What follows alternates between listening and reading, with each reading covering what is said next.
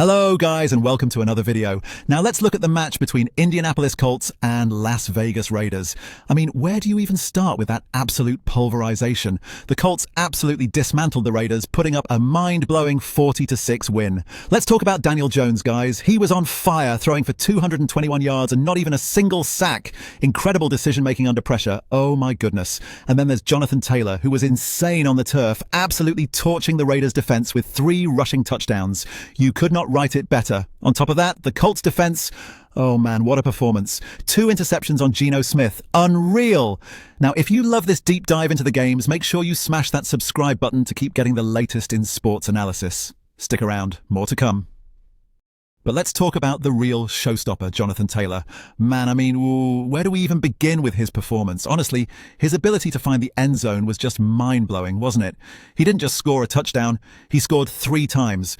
Okay, so maybe his 20 net yards over 17 carries doesn't sound all that impressive off the bat, right? But here's the deal, it's not just about the yards he gained, it's about how he got them. In those crucial short yardage and red zone situations, the guy just came alive. Taylor capitalized on every gap, especially during those high-pressure moments. His 16-yard run, that was a key highlight, a quick burst that really caught the Raiders off guard. And although his receiving stats, just 3 catches for 8 yards, might look minimal, those catches were crucial to keeping the Colts' rhythm going. It's the sheer unpredictability he brings, making him such a dual-threat option that leaves the defense guessing. You couldn't help but notice how his presence on the field added layers to the Colts' offensive game plan. His involvement kept the Raiders' defense on their toes and consistently out of sync, setting the stage for a Colts performance that felt relentless and, quite honestly, unstoppable. Now, turning our eyes to the Raiders' defense, I mean, where do you even start with that performance? It was like watching a dam trying to hold back a flood and, well, you know what happened next. The Colts were absolutely ruthless in exposing the structural issues plaguing the Raiders' defense. It looks like no matter what the Raiders tried, they just couldn't plug the leaks or, quite frankly, muster any consistent resistance. The fact that the Colts converted 8 out of 10 third downs tells you everything you need to know. It was like every play counted and the Raiders seemed lost. To be fair, their secondary couldn't handle the Colts' receivers, and when you combine that with a lackluster pass rush, it was almost predictable. Daniel Jones had all the time in the world, like he was running through a practice session, commanding the field with ease. Their inability to manage Jonathan Taylor's remarkable run game underscored their ongoing issues with run defense. Without significant pressure or the ability to disrupt plays, interceptions were off the table. Honestly, it was as if the Raiders simply had no answers today. That's a massive hurdle they need to overcome quickly if they want to turn their season around.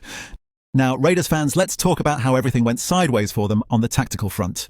Coming into this matchup, we all sort of expected Las Vegas to bring their offensive firepower, right? I mean, they've been known to light up the scoreboard, but oh man, they completely faltered because they couldn't adapt at all. The game plan was flawed from the get-go. They banked on big explosive plays, yet the Colts defense was just ready, waiting to pick off any sloppy passes. And when Geno Smith threw those 2 interceptions, we saw exactly how unprepared they were. Their red zone woes going 0 for 4 are honestly baffling for a team of their caliber. Like, how do you not have more flexibility in there, especially when the pressure's on? And let's not forget, they're clearly putting too much stock on going all in offensively without patching up those defensive holes. This is where the coaching really needs a reality check. Do they need a new strategy? Or perhaps it's time for some serious soul-searching in that coaching room? Hey, let me know what you think in the comments. Are the Raiders just in a rut, or is there more to this? I'd love to hear your take.